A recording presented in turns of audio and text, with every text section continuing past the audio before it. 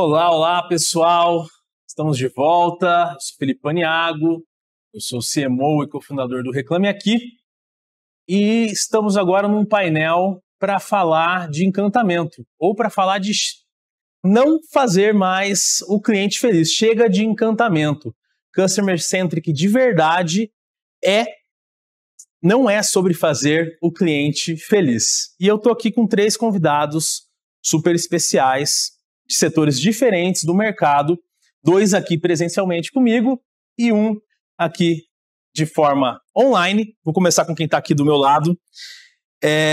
Primeiro agradecer sua presença, Naline Rincon, diretora de relacionamento com clientes na Lynx. Tudo bem, Naline? Tudo bem, um prazer estar aqui, obrigada pelo convite. Maravilha. E também estou aqui com Fontes, que é o superintendente de operações e customer experience da Veloy. Tudo bom, Fontes? Tudo bem também, prazer estar aqui com vocês e agradeço a oportunidade aqui também. Maravilha.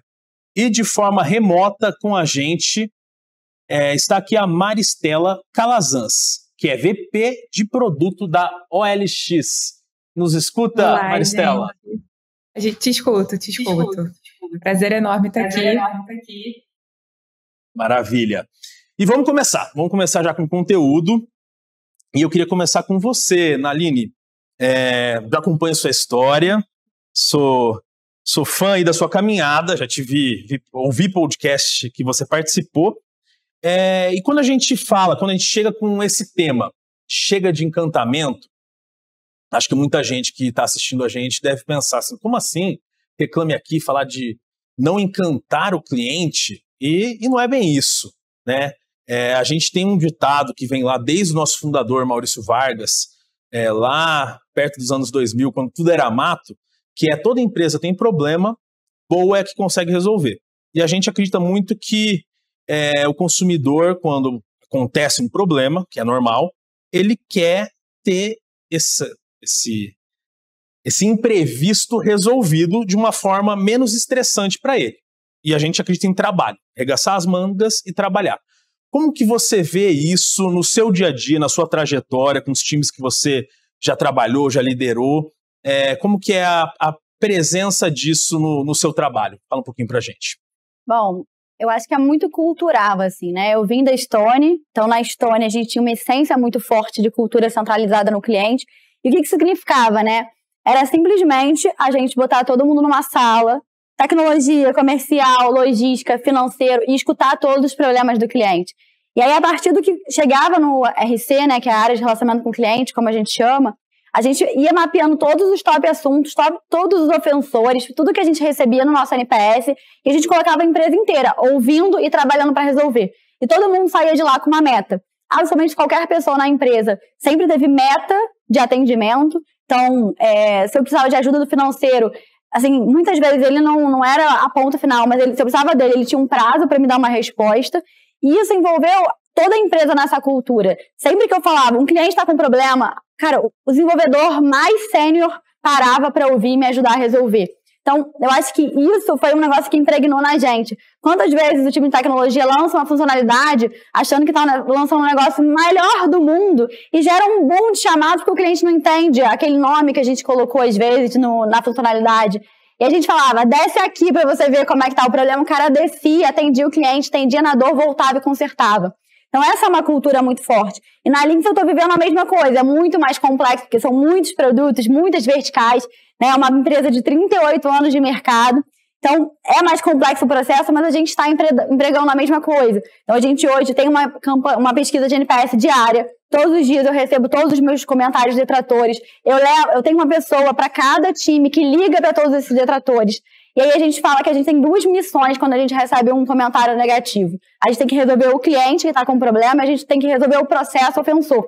E a gente trabalha em paralelo nas 2 coisas. Então, corre para resolver o cliente, faz uma primeira ligação para esse cliente para falar, te ouvi, escutativa, desculpa, vou resolver. Corre para resolver, envolve todas as áreas, tem um SLA de resolução mais rápido, mas também volta para esse processo, porque assim, a gente com certeza está afetando outros clientes com aquele mesmo problema. E a gente precisa resolver a causa raiz. Eu acho que esse é o ponto-chave, né? A gente olhar sempre a densidade de chamados e a gente ter como meta, como companhia, sempre reduzir essa densidade, que significa que eu estou resolvendo realmente o problema.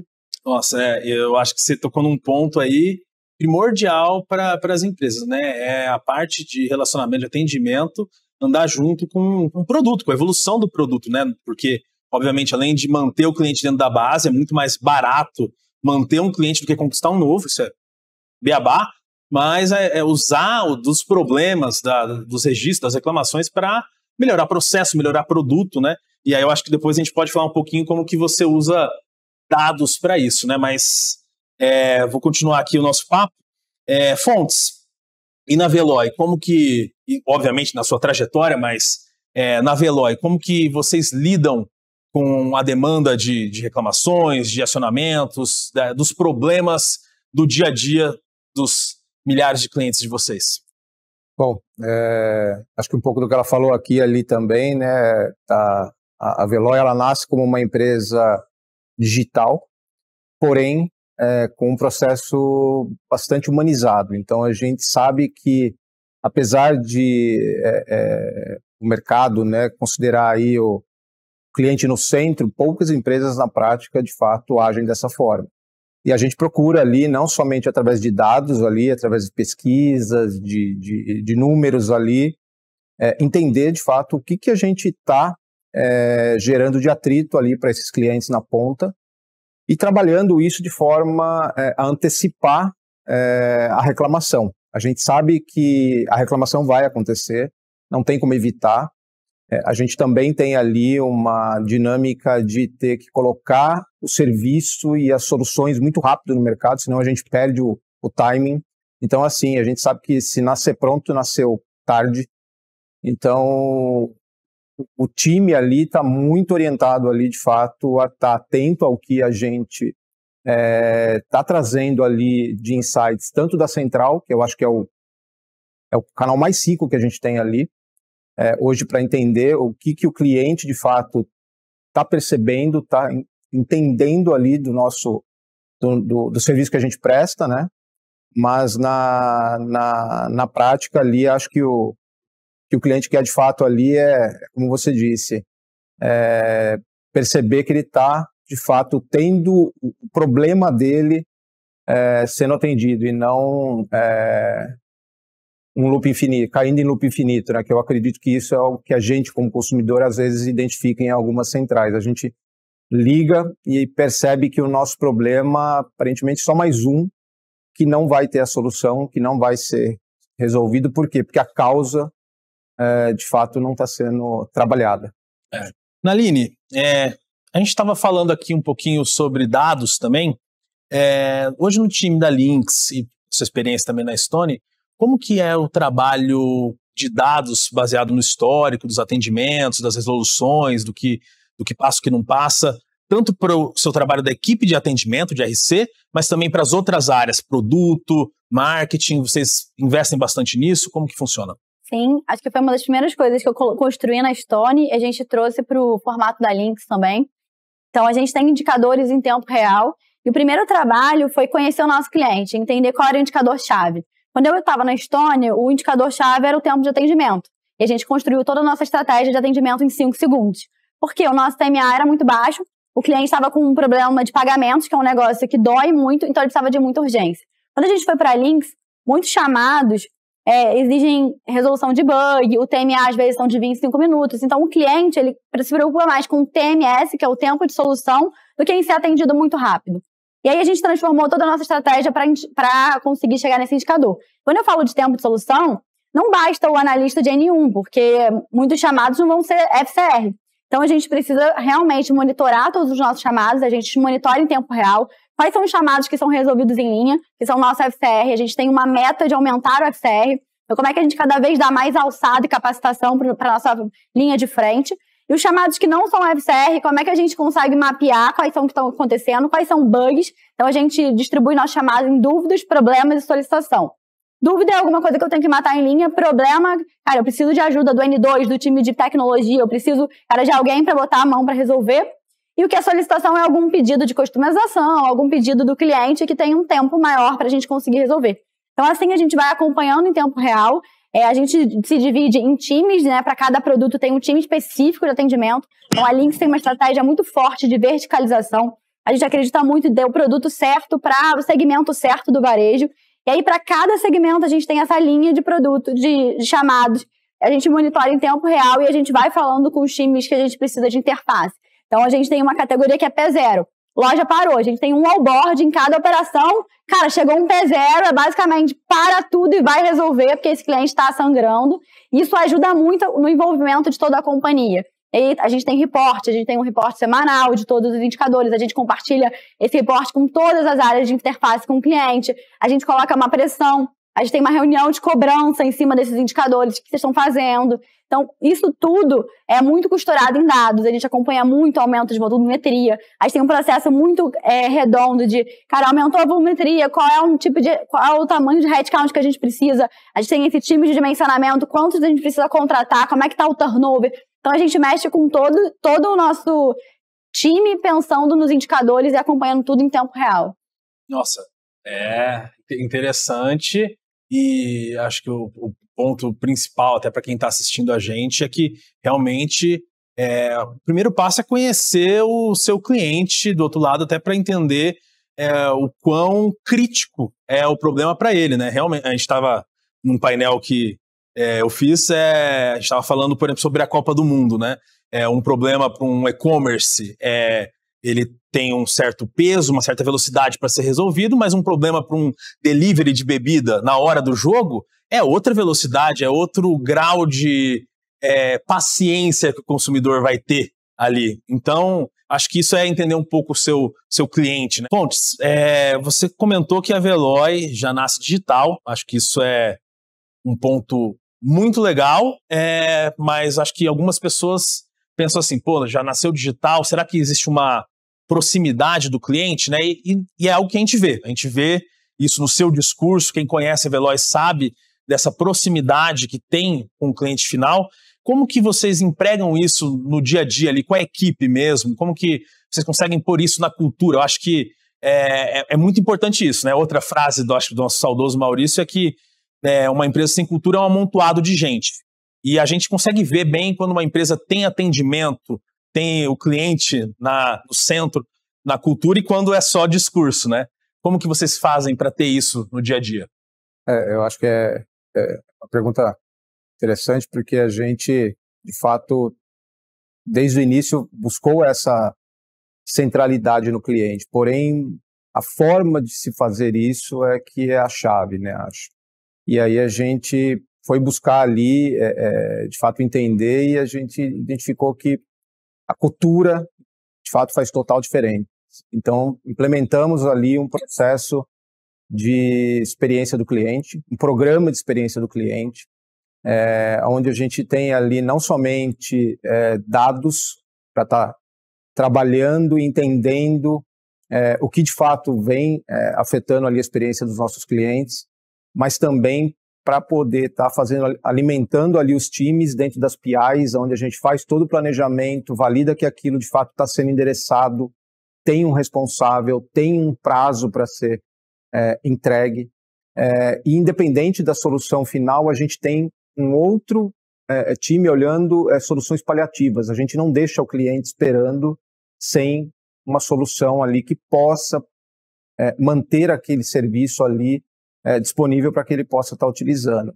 Então a gente está de fato ali fazendo hoje um trabalho ali muito focado aí na questão de jornada. A gente olha essa jornada end-to-end do cliente, tanto no segmento B2B quanto no B2C, que são totalmente diferentes. A gente tem ali situações onde um pequeno detalhe pode impactar uma frota inteira, ela pode estar sendo impactada lá, por exemplo, num pedágio, não passar, pode ser uma carga de produto que pode estar deteriorando lá, e isso a gente sabe que é uma situação muito crítica para o cliente. Então, não basta a gente ter um time qualificado, ter uma cultura, mas a gente também acredita que o tempo de resposta faz total diferença ali. E acho que vai um pouco aqui com o que o colega colocou aqui, né, no início.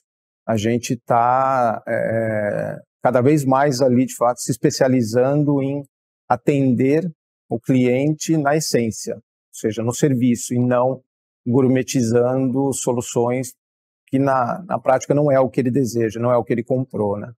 Não, perfeito, perfeito. Isso aproxima. É tratar cada problema como ele deve ser tratado e cada pessoa como uma pessoa, né? Parece óbvio e simples, mas fazer o simples é difícil. Maristela, fala um pouquinho pra gente como que a natureza aí, pode parecer óbvio, mas a gente estava até conversando nos bastidores, a OLX, ela liga pessoas, né? Então, diferente, vamos falar de um e-commerce, a OLX, ela liga uma pessoa com uma outra pessoa, né? Então, já gera uma experiência por aí. E, obviamente, se já é complicado vender um produto seu, de uma empresa, para um consumidor, imagina ligando duas pessoas físicas, né? Ou, enfim, problemas podem acontecer. E passar essa mensagem é importante e, principalmente, ter um time atuando para ajudar na informação e na resolução de problemas é mais importante ainda. Conta um pouquinho para a gente como que é o dia a dia aí e como que vocês lidam tanto na informação, na educação desse consumidor e quando acontece um problema, porque problemas acontecem, como que é para resolver, lidar e ajudar esses consumidores. Sim, a gente no OLX, eu acho que a gente tem uma dimensão muito grande, né? A gente tem milhões de usuários todos os meses e a gente tem uma natureza extremamente democrática e simples, né? Então, por design, a gente tenta ter um fluxo e uma experiência extremamente simples para que o usuário tenha o mínimo de interferência nossa ao longo da jornada. Mas, como você falou, esses problemas vão acontecer e são inevitáveis, né? Ainda mais quando a gente trata de duas pessoas se encontrando, ou pessoas físicas, ou uma pequena empresa, enfim. Então, eu acho que tem duas questões aqui, né? A primeira é todas as dificuldades que esse usuário tem, toda vez que ele procura a gente conseguir oferecer um atendimento com o mínimo de tempo para resolver esse problema. Então, é uma das nossas métricas, né? Tempo de resolução total do problema, tempo que ele vai levar para ser atendido. A gente sabe, a gente tenta extrair o máximo de informação possível desses atendimentos para que isso retroalimente todo o desenvolvimento de produto que a gente faz. Então, eu, como vice-presidente de produto, também sou responsável pelo atendimento. Eu acho que essa é uma grande fonte de informação super rica que a gente tem para saber onde que está doendo, né? Onde que o nosso usuário está tendo problema de forma recorrente, quais são as principais dores, quais são os principais problemas, para a gente conseguir consertar ou evoluir o nosso fluxo, evoluir a nossa experiência com base nesse input. Como você falou, a gente tem um desafio muito grande do ponto de vista de educação mesmo do usuário, né? Porque, obviamente, uma transação de um produto usado ou entre duas pessoas não é a mesma coisa que uma transação com e-commerce, né? Então, a gente tem um papel muito que, ao longo da jornada, ao longo toda a experiência desse usuário com o nosso produto, a gente vai dando dicas e ensinando ele qual a melhor forma dele transacionar. Então, para ele conseguir verificar se o produto está realmente no estado que ele gostaria, que ele peça fotos, que ele converse bastante com o vendedor, né? A gente tem ferramentas para isso dentro da plataforma, tem o nosso chat, tem vídeo e imagem. Se ele quiser ter um pouco mais de segurança, a gente oferece outros produtos. A gente tem compra segura, que é fazer a transação por dentro do OLX, e ele consegue ter um seguro, né, caso ele tenha algum problema quando ele vai receber o produto. Ele pode acionar o nosso atendimento, fazer essa mediação. Às vezes ele consegue até fazer essa mediação com o vendedor por conta dele. A gente oferece esse tipo de ferramenta também. Enfim, então a gente oferece uma gama de serviços, mas ao mesmo tempo a gente tem esse papel muito forte de educação. Primeiro para ensinar um pouco para o nosso mercado como é uma transação de segunda mão, como é uma transação entre pessoas físicas, e depois também esse pós-venda, né, como a gente pode evoluir tanto a nossa jornada nesses dois caminhos, tanto entre pessoas ali, né, no marketplace de usados, quanto quando a pessoa compra pela OLX e usa os nossos produtos e serviços para ter uma garantia do produto, né? Então, é dessa maneira que eu acho que a gente vai evoluindo com o que a gente tem em termos de oferta para o nosso usuário. Muito legal, Maristela. Eu vou até aproveitar e continuar com você. Você trouxe um ponto que eu achei muito interessante, né? Você, como VP de produtos, também cuida da parte de atendimento. Isso acho que é muito legal. A ligação entre atendimento e produto, eu acho que é cada vez mais óbvia, né? Acho que alguns desses produtos que você falou, dessas features que tem, talvez tenham sido geradas, ou os insights gerados através da equipe de atendimento, né? Se você puder, fala pra gente rapidinho como que é esse dia a dia entre essas duas áreas que parecem distintas, né? Como que elas se cruzam no dia a dia, no dia operacional, atendimento e produto. Sim. Então, dentro da toda a área de tecnologia, a gente tem metas específicas de satisfação do nosso usuário, né? Satisfação com o nosso produto.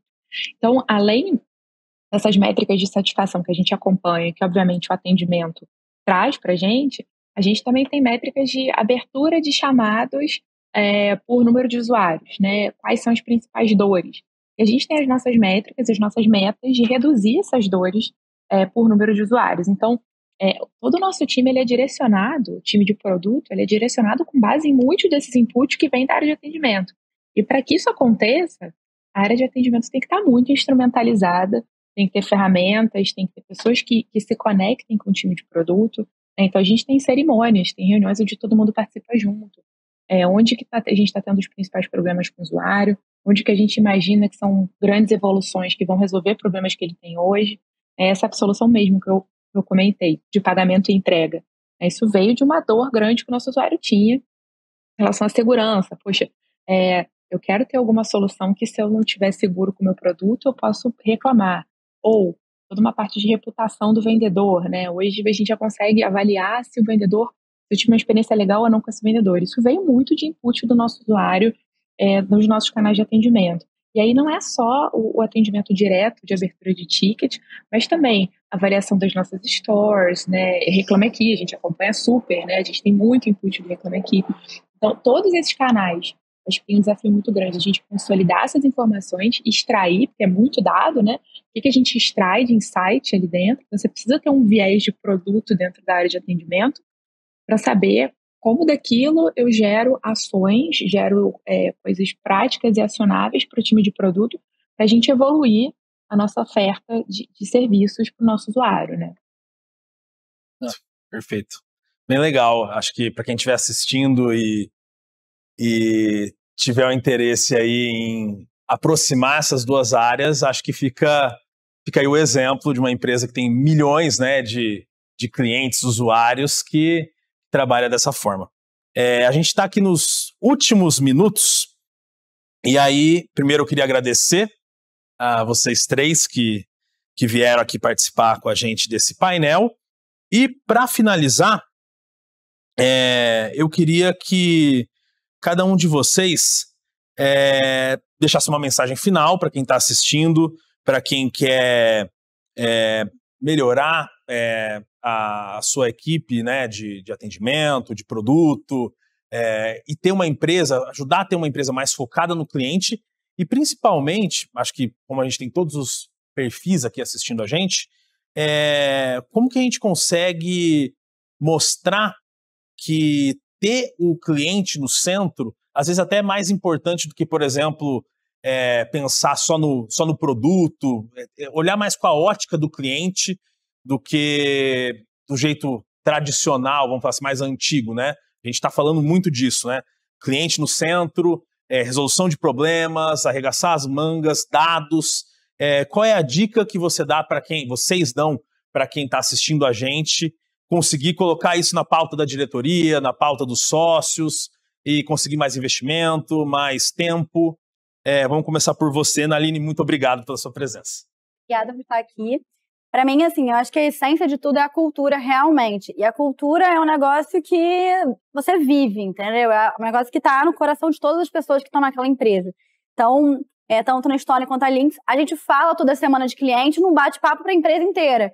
A gente traz o cliente, a gente escuta a dor do cliente, a gente fala quais são os nossos principais problemas, o que a gente precisa fazer, que a gente não tá, gabaritando tudo. Então, o que a gente precisa realmente colocar o nosso maior esforço de como companhia, como um todo. Acho que isso é muito importante. O time de atendimento não se sentir o cachorro vira-lata, mas se sentir protagonista, que quando ele vai falar que o cliente está com problema, as outras áreas vão escutar e vão trabalhar por isso. Porque eu já vivi, quando a Stone incorporou uma empresa, que o atendimento era completamente negligenciado e o maior chamado que eu tinha naquela operação era rechamado, que era o cliente implorando, por favor, me ajuda, e o time não tinha a menor postura proativa. Então, assim, eu acho que você colocar isso no discurso de toda a empresa, toda semana, todos os dias, o time de atendimento ser ouvido, entender que ele realmente é capaz de mudar aquilo que ele está vivendo, eu acho que isso impulsiona a empresa como um todo. E que nem a gente estava falando, né, no caso da OLX. Cara, metas compartilhadas. Então, na Lynx também, eu compartilho metas de densidade com o time de P&D. A gente tem reunião tanto para resolver bug quanto para resolver a evolução do produto. Então, a gente discute quais são as funcionalidades que o cliente está mais pedindo. Isso faz toda a diferença. E aquele cliente recebe uma newsletter toda quinzena, quais são as coisas que a gente está lançando de Love Feature. E isso dá uma sensação de evolução para ele, de que ele está sendo ouvido e que a empresa inteira está trabalhando em cima daquilo, né, que eu falo, que o RC recebe uma consultoria grátis diariamente dos clientes, do que a gente precisa fazer para melhorar ou para reter ele. E associar tudo isso com métricas de NPS, com métricas de churn, porque a gente não é só uma área de custos, a gente fideliza cliente. Eu tive uma experiência maravilhosa na semana passada, que um cliente, assim, estava super bravo com vários assuntos, chegou para mim, falou, calma, parabéns. O atendimento é realmente o seu diferencial, recebi uma proposta da concorrente, mas, assim, nem consigo olhar porque não é condição comercial. Assim, quando eu tenho um problema, e óbvio que qualquer empresa vai ter problema, mas vocês escutam e resolvem. Então, olha que diferencial, o cliente sentindo na ponta o resultado de um trabalho que a gente constrói com tanto carinho. Isso por causa de toda essa cultura e todas essas metas e dados e visibilidade que a gente dá do que chega pra gente do cliente. Não é uma área acessória, né? É uma área protagonista, né? Isso. Não, de fato. Fontes, e você, como que a gente encerra aqui com a sua participação? Muito obrigado, viu? Imagina, obrigado a vocês, primeiramente. Eu acho que a questão da cultura, de fato, faz total diferença. E eu acho que a melhor maneira da gente, talvez, fortalecer essa cultura é levando os times para próximo do cliente. E talvez isso não seja algo inédito, eu acho que algumas empresas já praticam isso. E a gente tem feito com bastante sucesso, que é levar os times do escritório para dentro da central. Time de produto, time de operações, os executivos da companhia, área de finanças. Por incrível que pareça, estar ali, se prontificar a atender o cliente, ouvir o cliente, entender o que de fato está gerando atrito ali para ele, dificuldade nele no uso da solução. Eu acho que, além de trazer uma comoção ali geral, cria esse sentimento de fato de dono, de indignação de que a solução não esteja funcionando e mobiliza. É emblemático isso, parece que não, mas muda muito a forma como os times encaram ali o problema quando ele chega para eles. Olha, muda muito, eu acho que faz total diferença. Sensacional, isso aí dá para quem está assistindo já combinar e fazer o quanto antes. Maristela, e você, está nos ouvindo? Como que você finaliza aí sua participação? Primeiro, muito obrigado aí pela sua presença, viu? Imagina. Eu acho que uma coisa super importante também de deixar claro acho que o nosso papel de mostrar o quanto a satisfação do cliente impacta no valor de longo prazo que qualquer companhia gera. Porque eu acho que, em vez de a gente olhar simplesmente métricas de curto prazo ali de receita, de margem, de tudo isso, quando você tem um cliente satisfeito, engajado, retido, com baixo churn, isso vai gerar valor financeiro de longo prazo para qualquer companhia. Então, não é só uma questão de a gente gosta que o cliente esteja satisfeito, isso todo mundo gosta, mas isso gera, de fato, valor real. Uma vez que todo mundo entende isso, que essa é a maior vantagem competitiva que qualquer companhia vai ter, isso se torna uma prioridade de todo mundo. Acho que ninguém vai ser contra isso. E aí, a partir daí, fica muito mais fácil de você trazer isso para a cultura da companhia. Então, quando você determina suas prioridades do ano, quais são as métricas e metas que os times vão acompanhar, isso acaba ficando muito natural, porque não adianta, né? E como que você vai gerar valor de longo prazo para o acionista, para as pessoas que estão ali, sem você ter um produto que, de fato, resolva problemas e que gere valor para o seu cliente no final do dia. Então, acho que essa é a coisa mais importante que a gente, como pessoas que estão ali próximas, né, do cliente, do usuário, tem como bandeira, né, ser porta-voz disso. E aí depois, como todos falaram aqui, eu acho que essa questão de trazer artefatos culturais para deixar muito claro o quanto isso é importante. Então, trazer a voz do cliente para reuniões e para cerimônias que aconteçam com frequência, né, ter métricas e até de remuneração mesmo, atreladas à satisfação do cliente, Essa começa com todos os artefatos de gestão e podem incorporar isso na cultura. Mas eu acho que essas duas coisas caminham juntas e fazem toda a diferença quando você fala de colocar o cliente no centro de uma companhia, de fato. Maravilha, Maristela. Muito obrigado. Obrigado, pessoal. Então é isso. Ficamos por aqui. Já já a gente volta com mais conteúdo. E até a próxima, pessoal. Valeu!